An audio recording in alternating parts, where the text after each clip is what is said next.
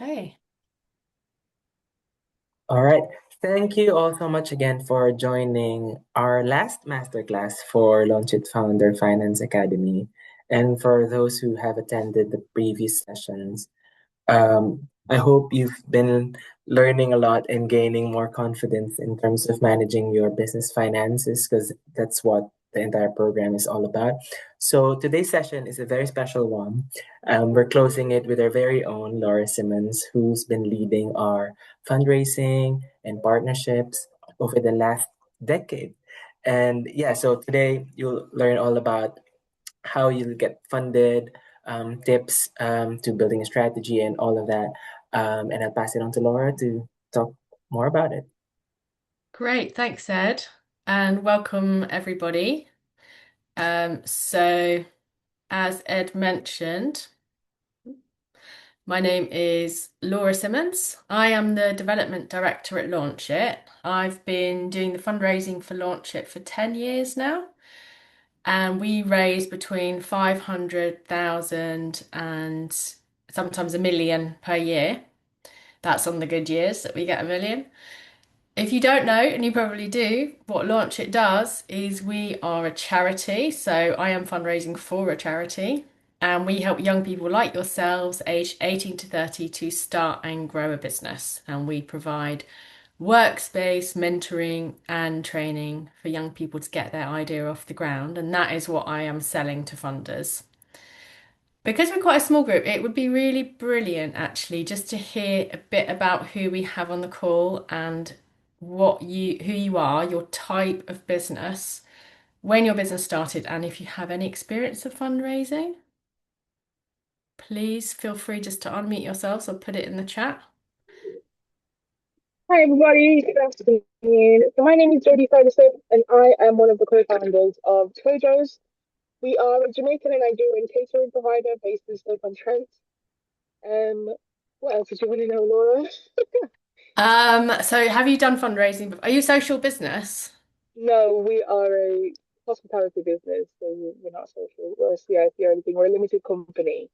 Okay. We've never fundraised before. However, I am about to launch a fundraiser actually. So I think this session is just really timely for me personally. Okay. So you're doing that on Crowdfunder or No, I'm using PayPal to do it. okay, I haven't heard of that one. Okay, great. Nice to see you, Jodie. Tosin, Chloe, Grace. On in transit, no worries. Your name's Tosin. You work on a fragrance brand, Velvety Scents. You don't have experience of fundraising. Okay. And Chloe or Grace?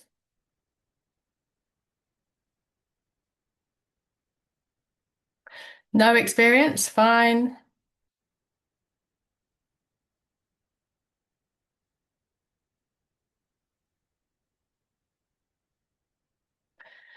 Grace is at work, so she can't unmute. She does repairs and has a clothing brand. Excellent. Okay. Well, really nice to meet you all. And if you've got any questions, do just put them in the chat and I will, or just unmute yourselves and talk if you are able to. And Can I ask a question, Laura? Because I think yeah, it might yeah. come into kind of like what you're going to deliver. So I am the chairwoman for a project that I'm running. They are registered CIC. Yeah. And essentially they do kind of like outreach programs in the form of a networking brunch. So I have been tasked with the funding aspect of it in terms of getting external funding and things like that. I don't know if you're going to cover anything like that in this That's session. that's going to be completely relevant. So what we're going to talk about is raising money for social businesses. So CIC is more than Yes. your normal business. So Okay. absolutely, yeah. Thank Yeah. you. Courtney, you've just joined. I've just heard from the others on the call. We're talking about fundraising for social businesses today. I was just wondering if you would like to share the type of your business and when you started and if you have experience of fundraising. Um, I don't have a social business. My business is a public relations agency. However, my job before this was at GoFundMe. So, ra fundraising literally, I guess on a national level, but yeah, not really relevant to my business, but I'm happy to stick around if. Okay, excellent. Well, hopefully you will learn something. Like I said, we are sort of aiming at social businesses today, but sounds like you've got fundraising experience, and hopefully you will learn something from today. Thank you. Um, so we're going to look at the different types of funding today and look at building a fundraising strategy. We'll look at where you can find opportunities for funding. We'll look at how you can write a strong application for funding. We'll touch on using AI, and we'll look at staying organized and what you do once you've got the funding, and then we'll have a task at the end. By the end of the session, you should be able to clearly explain what you do and what you need funding for. You should identify 2 to 3 funding routes that are right for your organization. You should be able to know where to go to find those opportunities, and you'll be able to understand how to write a strong funding application. So, for a social business, the main types of funding are grants. So, trusts and foundations, I don't know if you've heard of those, but these are quite often set up by perhaps a wealthy person who wants to leave a legacy for charity or give money to charity. It's a tax efficient way of giving money. Corporates also have foundations for that reason. Again, it's tax efficient for them to give money, or any private sector organization, it's tax efficient for them to give money through a foundation. You can have government grants, often from local authority or from national government. And usually these will be project-based grants and focused on what social impact you can deliver. As you all know, because you all do run a business, earning income is a fantastic way for you to, it's not really funding, but we're going to talk about diversifying in a minute, and it's a way for you to boost up funding you might get elsewhere by earning an income. So at Launch It, we earn income through renting out space. So you may or may not know we have workspaces. Some of you may be based in one of them.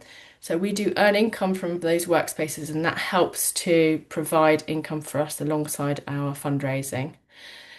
So Jodie, I believe it's Jodie mentioned crowdfunding or earlier. So we do some small crowdfunding. We did a campaign last year and raised 15,000 because it was our 25th anniversary.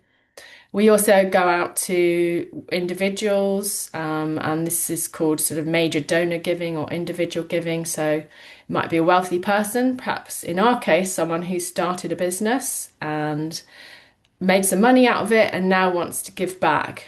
So they are can be a source of funding.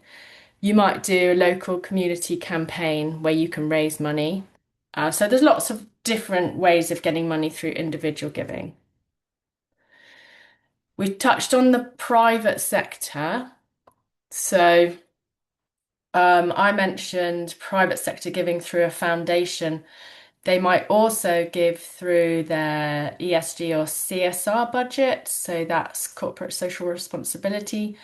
Companies now want to be seen to be supporting the communities they're based in. So they will have a budget to create social impact, or it might be environmental impact within that community. And they need to be seen to be doing the right thing. They sometimes give funding for sponsorship. So a social business or a charity might go to them and create a sponsorship together. So I don't know if you remember seeing those drinks from Innocent when they had the little knitted bobble hat on, but that was in partnership with Age UK. Older people would knit the hats, and every time someone bought an Innocent drink, money would go to Age UK. So that's a kind of partnership with a company and a social organisation. Private sector, sometimes they'll want to be involved with get their employees involved. So at Launch It, we offer volunteering opportunities. So for example, on this program, we have worked with Elixir. I don't know if any of you attended, but we offered a money clinic with Elixir, their consultants. So that was their way of volunteering for us as a charity. There are contracts and commissioning, so you can apply for contracts through the government. These are paid for services. They're quite competitive and structured. And for some people, investment might be suitable as well. So loans, those are different from grants because you have to repay them. So that's more of a loan for a social business to grow. So when you are looking at fundraising, you want to create a strategy. Now, what you need to do is think about, okay, how much income do I need each year? And then break that down into how much of that you're going to earn through your products or services. Then think about those that slides before, pick maybe 3 or 4 realistic funding opportunities that you could go for. The reason you want to pick a few is that you want to diversify, so you don't want to be reliant on just one type of income, because if that stops, then you're going to be in trouble. So you want to have as many as possible as you can. So with Launch It, we have 4 or 5 different ways of getting income, and that's how we remain sustainable. For each of those, you then want to set a target for each of that income stream. So say your target overall is 10,000, you might want to put 2,000 into each income stream. You might be bigger, you might be going for 100,000. Again, break it down to realistically what you think you can raise within each one of those income streams. Really important to understand what you're selling here. So what you're usually selling with fundraising for a social business is the impact that you create. So really think about the problem that you're solving. For Launch It, the problem we're solving is that there's high youth unemployment at the moment. So we create opportunities for young people to do something different than getting a job. They can go out and create their own job by starting a business. So the way that we solve that is providing incubation space, workspace, mentoring, training like the program you're on now. And the difference we make is that for people that have been on one of our programs, 66% will still be trading after 5 years. So I can quite clearly go out and sell the impact that we have as a charity. You need to be able to do the same. So when it comes to your strategy, have a think about what you're selling and then package that into fundable offers. So you're not necessarily going to be selling the same thing to the same person. It's probably similar to a product line that you might have. So as I mentioned, we have different projects. We've got our incubation project where someone has workspace. We have our training academies, such as the one you're on now. We have our mentor program. So I've got all of those different packages to go out and take to different types of funders. Now, while I won't change what we do, depending on what that funder wants, I will adapt that package for those different funders. So this program, Founder Finance, is partly funded by Skipton Foundation, and that's a private sector foundation. Skipton is a building society. They wanted to help young people develop financial skills. So I knew we wanted to run some training. I packaged that as financial training so that it worked for that particular funder. So think about how you can create different products, impact products, you could call them, and then reframe them depending on who you're applying to. But don't suddenly change exactly what you do just depending on what funding is out there. You need to keep your core impact and keep that secure because that's your USP and that's who you are.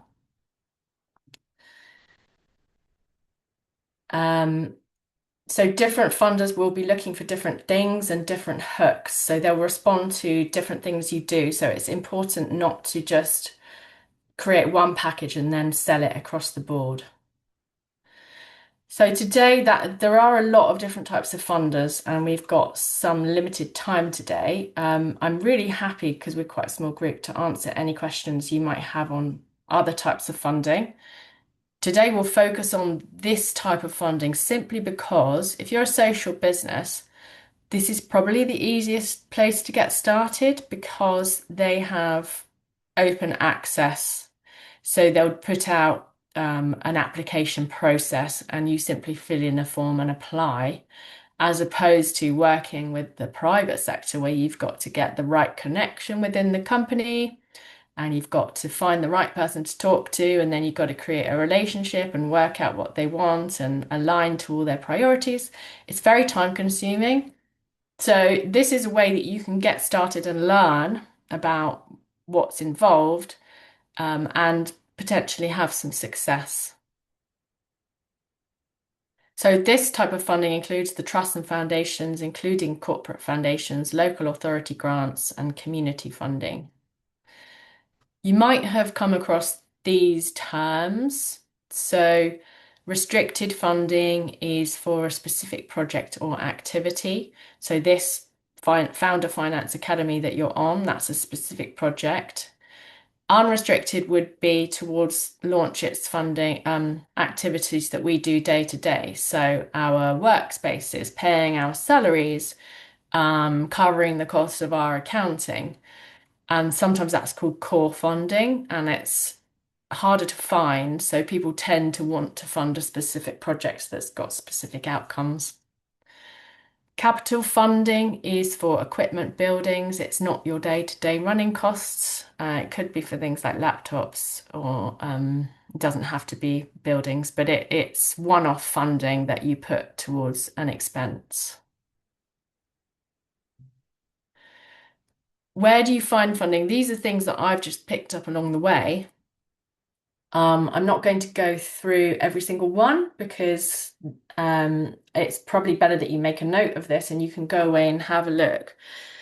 Perhaps starting with Charity Excellence is a good idea because you can go on there, create a login, and then put in the type of business you are, who you're working with, for example, what location you're in, and it will show you what's available in your area.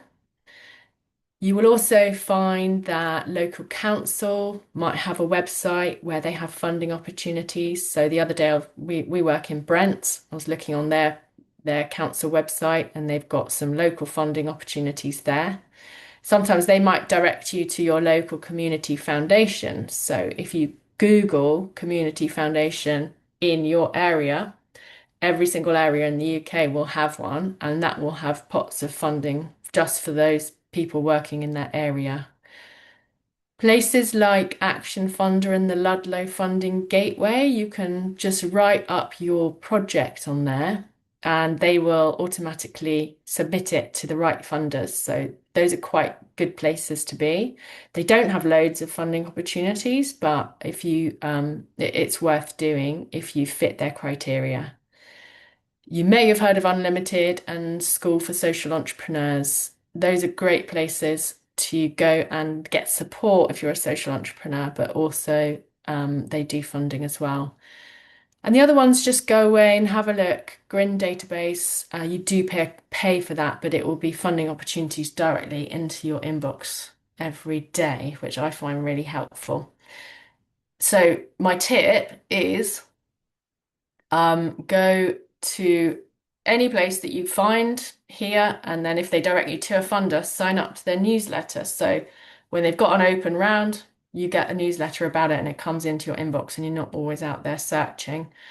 Set up yourself a Google alert. So I've got a few set up which will say youth unemployment funding or youth enterprise funding or funding for Charity London. You can create one tailored to yourself.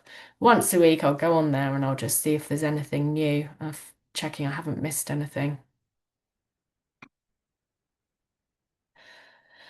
If you find somewhere that fits, then in terms of creating your application, make sure you really check that you're eligible. So the type of legal structure you are will really determine what you can apply to. So make sure that you check that your legal structure fits before you spend time writing because you don't want to waste your time. Make your language clear and simple. Don't assume people know what you do. So just don't use jargon. We've talked about impact. You need to be clear about how you create impact, but also what the need is. So make it sound critical, make it sound vital that they provide that funding now because X, Y, Z. If they don't provide the funding, then what's going to happen? No, this is a real need here that you're solving. Make sure it sounds obvious, but make sure you answer the actual question they're asking. Where you can, try and make it as tailored to you as possible. So put some case studies in there of someone you might have helped or a project you may have done where something happened. You can include a quote of someone who was impacted. These sorts of things, stories are much more relatable. So make sure you include stories of people as much as possible. And if you've been funded before by someone, then put their name in it because that will give you credibility. Even if you're quite new and it's in a small organization. Don't overpromise, so make sure that you are being realistic about what you can deliver for this funding. Don't say I'm going to go and help 500 people in 6 months or create this great environmental impact when you haven't got the capacity to do that. Create a sensible budget. So creating budgets is a whole separate session, really, but make sure you check the criteria because often the size of your organization and your income will determine how much you can apply for. If your income is 50,000, you're not going to be able to apply for 200,000. It's probably going to be a percentage of that. Make sure you get someone to read through it just to check that it makes sense as well. AI is our friend. Um, Definitely, it really helps, especially when you're finding funding. I find it really helpful. You can give it quite a specific prompt about what sort of business you are, what project you're trying to fund, the location, and it will come back with some excellent opportunities. It's also good then in the same chat, you can ask, okay, I like the look of this funder. What sort of project can I create that will fit for them? It's really good in applications. My absolute bugbear is the fact that you'll write something great and then you get to put it down the application and you've got to get rid of 50 words. Well, AI is brilliant at doing that and it can check or improve on your writing. The thing is, you don't want to do your entire funding application in AI because everybody can do that and it's going to sound generic. It's not going to sound compelling at all. Anyone can stick some questions in ChatGPT and then put it up. So try and write it in your own voice and then get AI to edit it if necessary, but really try and get your voice in there. Don't believe everything that it says. Now I generated this image on AI just for this presentation actually, and it does make mistakes. So you can see there that it did cut off the head of the person that I was just trying to show somebody working, but it's cut their head off. So, and it's not a great image anyway, but don't trust AI because it has, you may know, hallucinations. So don't trust everything it says. And it will try and please you with its answers as well. And don't put in any personal or sensitive information in there, names, financial information, because it's not data compliant.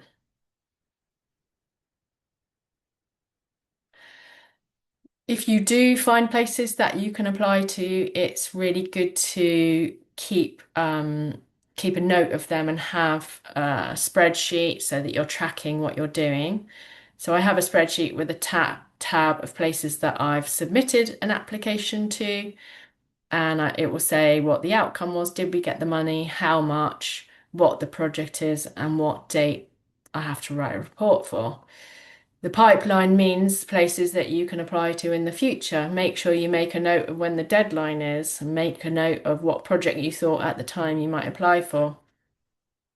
After that, go away and set these reminders in your phone or in Outlook, whatever you're using, so that when that deadline comes up, you know you're going to be ready. If you get the funding, that's not when the work is over, that's when the work begins. So you're going to need to actually deliver. make sure most funders will want you to write a report. So make sure you're tracking what you're doing, make sure that you're going to be able to demonstrate how that funding has made a difference. And in terms of creating relationships, I think the best way to create relationships is to invite people down to your project. We always try and do that at Launch It. We try and get people to come down to one of our enterprise hubs and to meet people that we work with, because that's the absolute best way that you're going to manage your relationship going forward and create something that they're really interested in. Okay, I just wanted to open up for any questions at this stage before we move on. Please do feel free to unmute yourself.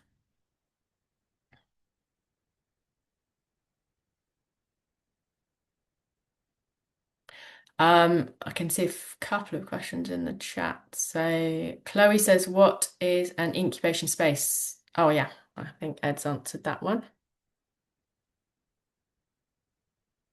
Chloe applied for GoDaddy. Okay, any other questions at this stage?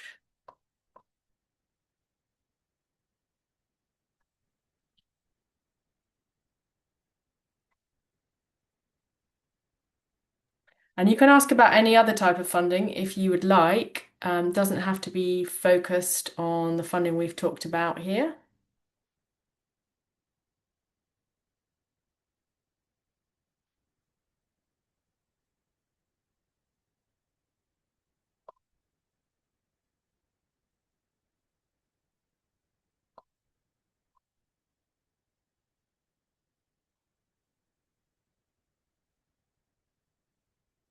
Okay, so I don't think there's any questions. So what would be great is just to get a bit more of an idea about what you do, and perhaps if I can help you with anything, or if anyone else on the call can help you.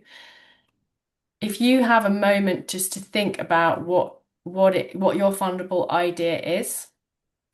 So if you think about what you want funding for, is it a specific activity or a project? Think about what you do, how you would sell that to somebody, who you're helping or what you're helping, what is the problem you're solving, and what types of funding best suit your idea.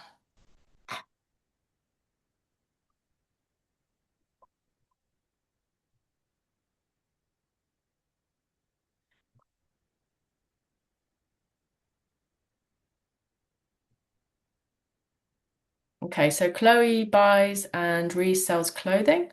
So she's trying to help reduce landfill by taking the items and giving them another chance at an affordable price. Excellent.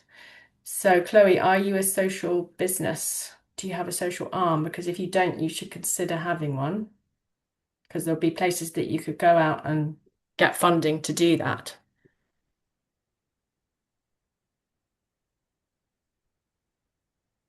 Laura, do you know when you say a social arm, are you referring to like if a business, let's just say if they're a sole trader limited company and they're keen to look at some of these funding opportunities in terms of they're doing work within the community, would they need to register as a CRC or some sort, like a charitable type of Yeah, that's organization? exactly it. And Yeah, Chloe's asked the same question, so obviously didn't explain that clearly before. Sorry about that. So you can still sell to the public as Chloe does and deal with the public, but you can be a CIC, so a social business. So yeah, you have an earned income, but you have an impact as well. social impact, yeah. Yeah. Now there's different legal structures for that, and I'm not an expert on those. I think the main ones are CIC and CIO or community business. If it's Wait, something you're interested in, if you're wanting to look for funding, you can go out and have a look at the funding that's available and the types of organizations that get funded before you even yeah. exploring it, because you don't want to be set up your legal structure and then find that there's not many opportunities for that out there. So, but we did have Chloe, we did a big project called Next Generation, and we had a funding pot at the top. And Cliff, I believe you remember this. Yeah, Roxy, yeah, Right. So yeah, she had a business yeah. similar to yours, and she was a CIC. Is that right? Yeah, well, she was. It was an interesting. It was quite difficult. I think she was a. I think it was like a community association, like a bit like development corporate. She was Mhm. in a sense, and and she's a bit like a charity, but not quite.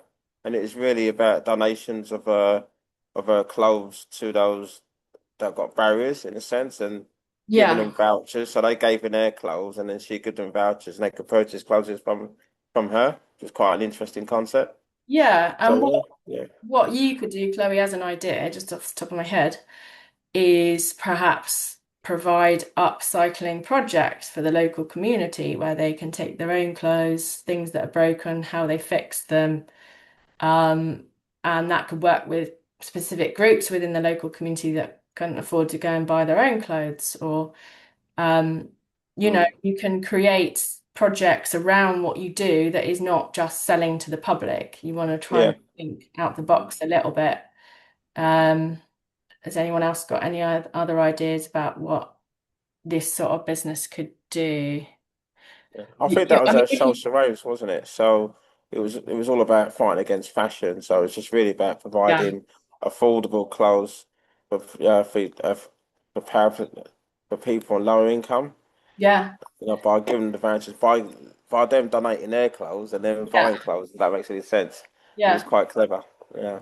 exactly. And the other day I was looking on a website for funding.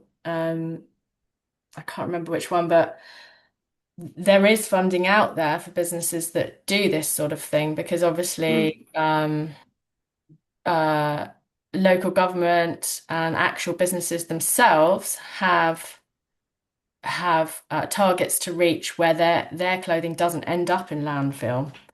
yeah. So you might be able to get funding from a business or from local authority where they don't want clothing in landfill because it doesn't look good. So even doing what you're actually doing, there might be funding out there. Yeah. So Human Relief Welfare CIC is an organization closest to what you're doing and can possibly pivot to. Okay, thanks, Ed, for that. Chloe says, so I could have a clothes box in my shop for people within the community that are less fortunate to have for free. Yes, you could do that. Definitely. I think if you want to try and get funding, there needs to be some activity around it. So that's why I mentioned the upcycling or bringing community together because you could be ticking a few boxes where you might work with older people who are lonely and want to get together or so try and think of ways that you can do something that's going to have as much impact as possible. You've obviously got your environmental impact, but you might be able to have social impact alongside it.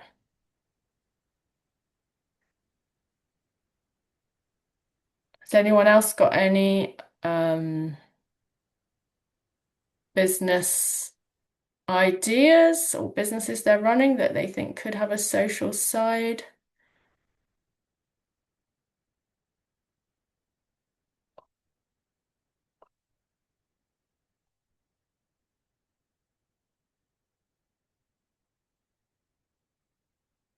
Okay,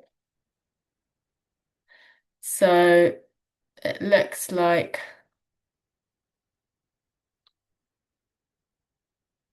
that is probably a no. So, Ed, would you like to run our poll at this stage? Oh, before we finish, actually, just where you can go for further help in terms of your idea and creating a social business. So I mentioned Unlimited and School for Social Entrepreneurs. They do run courses and workshops. They're quite similar to what we do, but they are very much focused on that social side, and they do have funding as well. And Social Enterprise UK are similar. I just wanted to let you know about our final session, which is not a masterclass, it's Ask a Dragon. So our ambassador, if you don't know, is Richard Farley, who was on Dragon's Den. He is coming to answer all your finance questions. So on is that the 15th of July, I think, he will be with us and you can put your questions to him before the session. or during the session. You can ask about all aspects of running a business in terms of the finance and get his insights from over the years. He's run many businesses, some been successful and some have failed, and I'm sure he's learnt from all of them. So yeah, that would be a really exciting one. Looking forward to that. That's going to wrap up our Founder Finance Academy series, so don't miss it. Okay, I think with that. Yeah, thank you so much for that session, Laura. I'll quickly launch our poll, but if you think of any other questions that you want to ask Laura, feel free. We do have a bit of time to close the session, but I'll just launch it now. And if you can all answer it, it's a 3-question poll, so hope you can all answer. It's really quick. And with this poll, this is how we then prove impact that we've had. So, it's how we can go on and get further funding and further provide workshops for everybody. So it's really helpful for us if you do answer it. Thank you.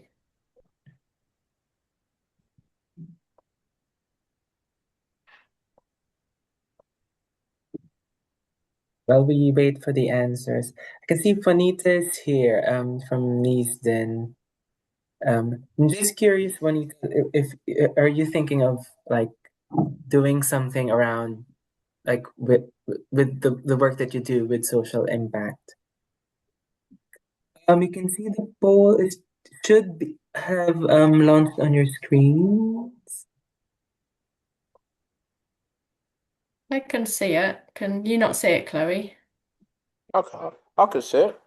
Yeah, it should pop Yeah, up. Maybe if you're on it a should phone. pop up. It said Founder Finance Academy. It should pop up. Yeah. Yes, if you're on mobile, you can do it via the QR code I'll send in the chat. Oh, phone.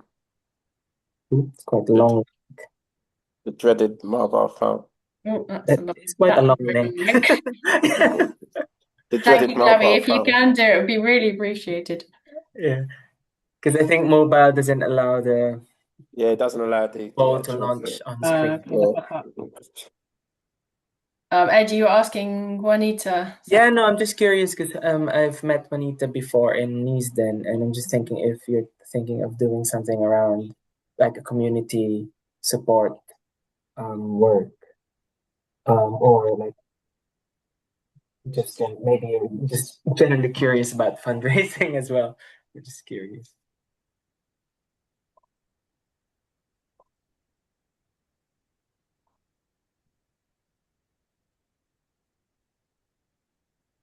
She's maybe doing other things, Yeah. able to respond at this moment.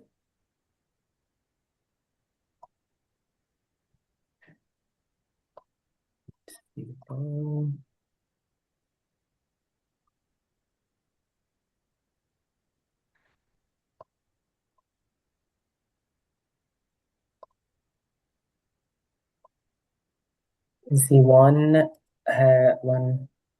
has answered our poll. Two. Just to let you know, Ed, I am on my mobile as well, and it does pop up on the mobile.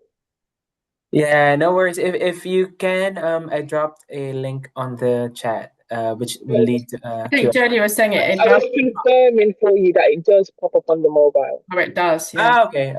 Yeah, thanks. Okay, good to know. Thanks, Jodie. Jodie, did you learn anything from that in terms of your CIC? Well, on the one hand, is to think about, okay, what is the impact that we're selling? So I think that's a question that I'm going to go back to the rest of the committee with, because I've been tasked with applying for funding, but as much as I've applied for funding, so when you touched on community foundations, we've applied to Staffordshire Community Foundation and was awarded the business grant from them. So there's that one. But in terms of for the CIC, that project that I'm a part of, it's before I can apply for funding, I need to understand, okay, what impact are we selling for the funders? And what is it that we're trying to deliver? And then that will kind of like shape what type of funding we could then apply for. But for Tojo specifically, there is some ideas because I wanted to have a Tojo's Foundation. but the Tojo's Foundation was purely around feeding the homeless. Hmm. So I've got a Feed the Homeless initiative that I ran previously in 2020 and again in 2025. And I wanted to actually establish it like a Tojo's Foundation, and that is the purpose of the foundation. We are wanting to kind of like tackle the homelessness and yeah. But then there's a tackling inequality and food poverty as well that is possibly a strong route for us to go down as well. So there is a couple ideas there. So Yeah, it would be useful in terms of kind of like a how to, because you don't know what you don't know, really and truly. So exactly. it's a good how to, especially when you framed it as the social impact part. Because for myself as a limited company, I'm thinking, okay, what impact, like social impact, are we already doing as a business that then we can actually build on and possibly get funding for? So yeah, good in that regards. Thank you so much, Laura. Yeah, no problem. And you'll be surprised how much is out there. That there is a lot of funding out there. So, I think it is worth looking before you make decisions, just to see Okay, what is out there? what sort of thing it is. Yeah, so it's definitely worth doing some research. Thank you. Yeah. Great. Right. Excellent. Yeah. Thank you so much, everyone. Juanita also said thanks in the chat. Yeah, but hopefully we'll see you on July 15th for our session with Richard Farley. Thanks, Laura, and thanks, everyone. Thank Yeah. you. Yeah, thanks, Laura. Nice one. Bye. Cheers. Bye. Bye.